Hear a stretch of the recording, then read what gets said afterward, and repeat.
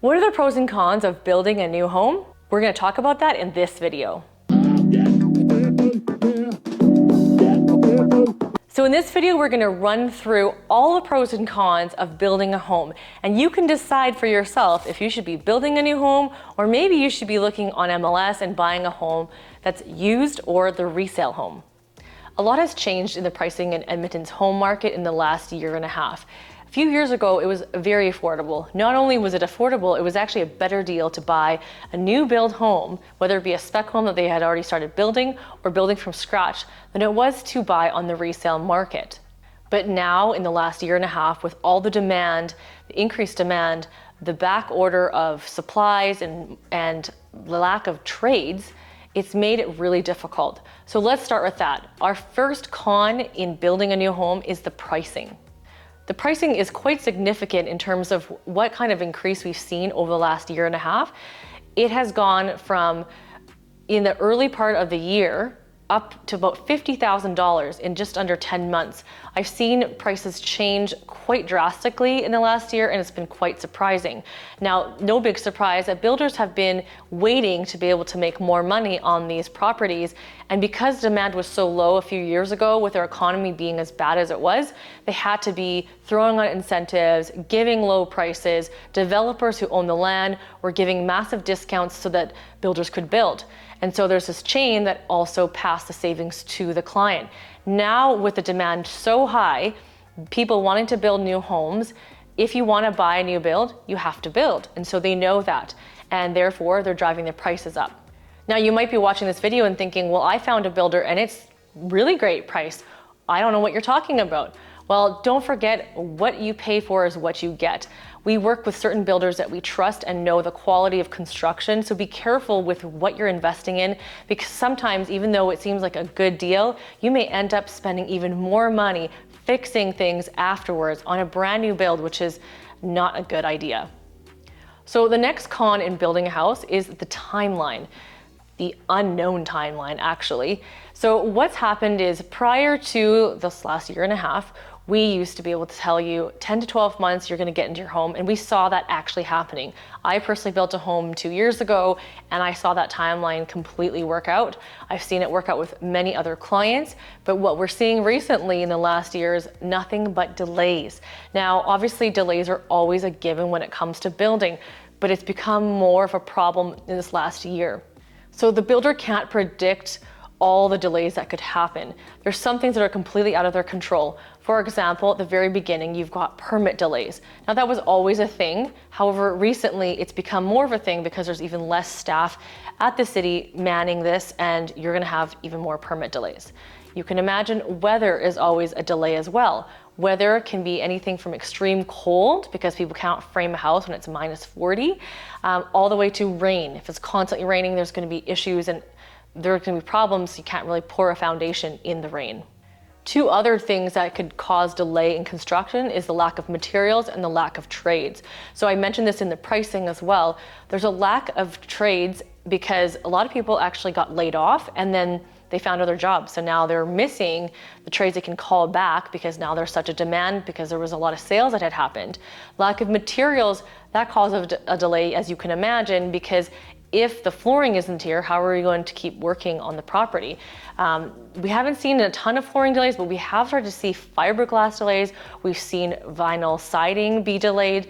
We've seen windows be delayed. And we've also seen recently appliances and fireplaces. So there's a lot of different trades that are affected by these material shortages. And from what I can tell from speaking to people in the industry, these material shortages are not going away anytime soon. In actual fact, they may end up getting worse. So that's a pretty big con that you're gonna have to accept if you're thinking about building a house. Okay, so what about some pros in building a house? Obviously, there's always some pros. One of the biggest pros is you getting a home that's never been lived in. It's your home. No one's ever used the toilet or the shower. And I know that sounds funny, but some people, that's a big deal too, right? So you've never had anyone live in this home before. It's purely just yours. And the great thing too is it's brand new. So you're not going to be replacing windows. You're not going to be replacing the furnace or the hot water tank because it's brand new. Another pro is the warranty. So the warranty system, they have a 1-year warranty, which is all the cosmetic stuff, 2 years distribution system, so that's the plumbing, the stuff behind the walls you can't see, 5-year envelope, and 10-year structural. So you've got warranty to protect you in case anything does happen. And again, it's very important to be working with a builder that's reputable. However, they all have to be registered with either Alberta New Home Warranty or another warranty system that you can contact if you have trouble getting a hold of the builder. So that is another pro of building. So another pro of building is custom choices. You can choose all the things that you want in your home. You can choose the layout, you can extend things, you can put extra windows in. Of course, you're going to be paying for all of this. And you get to choose all the different finishings. And if you want to have that extra door or a pocket door or a barn door without having to do the renovations. Okay, but there's some more cons that I haven't mentioned about building. Other cons are the lot and the land. So there's limitations on where you can build. Obviously, you can either build infill, but I've been talking mostly about the suburbs. Infill building is extremely expensive, but I'm talking suburb building. Now, suburb building, you're limited with land because there's only so much land that is being developed. One of the reasons the prices have gone up so much is because there's been no land developed. They took a delay on putting utilities in the ground, and so then there was no land to sell and nothing for you to build on. Now they're starting to catch up with that. However, it's always a limit. So if you get into the land that you want, you'll notice that the lot sizes are quite small. They've got 0 lots, they've got 22, 24, 26 pocket, but it's rare to find 28, 30, and 32 pocket. So I'd say 5-10 years ago, it was very common to find these 26 to 32 pockets because it was the general normal size. And what does this mean? These are building pocket sizes. So this means the width of the home has changed. The homes have now become narrower. When you've got 0 lot lines, you have limitations on the layouts you can have because you can't have openings on one side. So that's one of the cons of building. The other con of this lot size is also it's usually a smaller lot. Finding lots with a bigger backyard is a bit of a challenge. However, we still do see some of those available. They just get snatched up really quickly.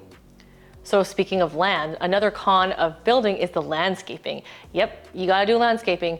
They give you the rough grade done, but they're gonna charge you because the final grade dirt, that black dirt that they originally moved away when they first had to dig a hole in the ground, you gotta now buy black dirt from someone and you gotta do the landscaping, get the grading done. Once final grade is done, then you need to put the grass in and the shrubs and trees that are required. Each neighborhood has an architectural requirement of how many trees and bushes you need to have on your property in order to get your landscaping deposit back. Okay, but there's still some pros of building. Now the areas, even though it's limited, are really nicely well done neighborhoods. So for example, the neighborhood I live in, Rosenthal, has these great stormwater ponds and walking trails right at my doorstep. Versus in an older neighborhood, yes, you have the tree-lined streets that cause sewer line issues actually. They don't have the same kind of walking paths. You're gonna be walking in the neighborhood and that is your walking path. Another pro of building is you get a certain ceiling height, this type of home.